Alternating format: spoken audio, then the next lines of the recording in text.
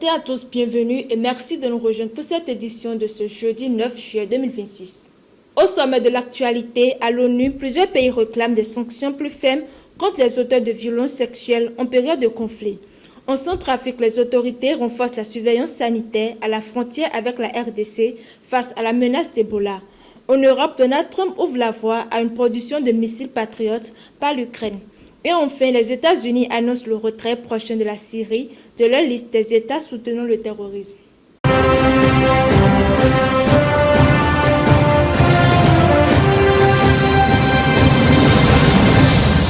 Nous démarrons ce journal aux États-Unis. Le Conseil de sécurité de l'ONU s'est réuni mercredi à New York pour examiner la question des violences sexuelles liées aux conflits armés sous la présidence de la République démocratique du Congo.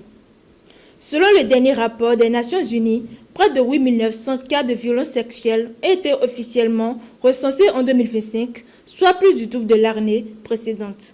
Les victimes sont majoritairement des femmes et des filles prises au piège des conflits armés. Face à cette hausse alarmante, plusieurs pays dont les États-Unis, la France, l'Irlande, le Portugal ou encore la Grèce ont demandé un recours plus fréquent aux sanctions ciblées contre les responsables de ces crimes. Présidant les débats, la première ministre congolaise Judith Suminwa a appelé à sanctionner non seulement les auteurs directs, mais également les réseaux qui financent au profit de ces violences. Toujours sur le continent africain, la République centrafricaine renforce son dispositif sanitaire à la frontière avec la République démocratique du Congo afin d'empêcher une éventuelle propagation du virus d'Ebola. À Obo, dans le sud-est du pays, des équipes de surveillance ont été déployées aux principaux points de passage frontaliers. Des centres de prise en charge d'urgence ont également été installés. Le ministère centrafricain de la Santé assure qu'aucun cas d'Ebola n'a été détecté sur le territoire national, mais appelle à la population à rester vigilante et signaler rapidement tout cas suspect. Les autorités redoutent notamment les conséquences des déplacements transfrontaliers avec la province congolaise de l'Ituri, où l'épidémie continue de progresser. Direction maintenant en Europe, l'Ukraine pourrait bientôt produire elle-même des missiles patriotes.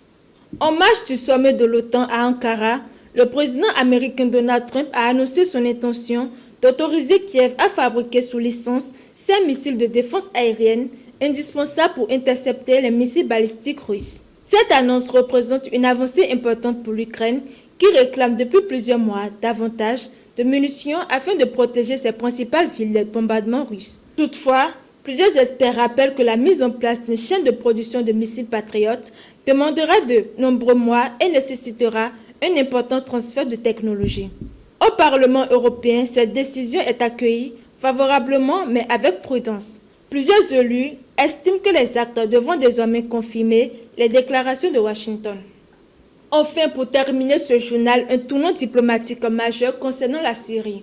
Les États-Unis ont annoncé leurs intentions de retirer officiellement la Syrie de leur liste des États soutenant le terrorisme sur laquelle elle figurait depuis 1979. La décision annoncée par le secrétaire d'État Marco Rubio après un entretien entre Donald Trump et le président syrien en marge du sommet de l'OTAN doit encore être examinée par le Congrès américain avant d'entrer en vigueur dans un délai de 45 jours. Si elle est confirmée, cette mesure permettra à la Syrie de retrouver un accès plus large au commerce international, de bénéficier de nouveaux investissements étrangers et de voir une partie des sanctions économiques levées.